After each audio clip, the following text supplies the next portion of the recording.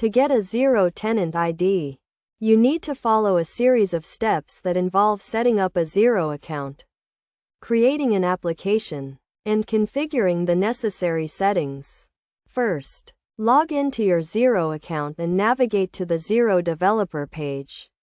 Here you will find the option to create a new application. Click on this option to proceed. Next, fill in the required details for your application, including the application name and redirect URI.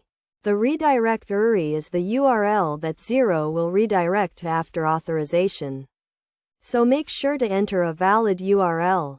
Once you have filled in the required details, click on the Create Application button to create your new application. After creating the application, you will be taken to the Application Settings page.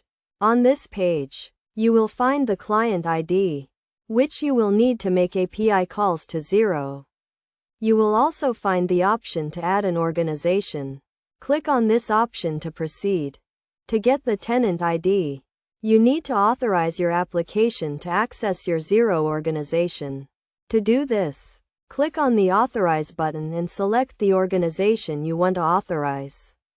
You will be redirected to the Xero authorization page, where you will need to enter your Xero login credentials to authorize the application. Once you have authorized the application, you will be redirected back to the Application Settings page. Here you will find the tenant ID, which is the unique identifier for your Xero organization. You can use this tenant ID to make API calls to Xero and access your organization's data.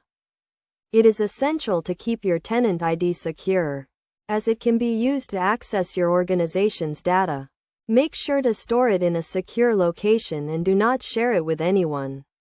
By following these steps, you can easily get your Xero tenant ID and start using the Xero API to access your organization's data.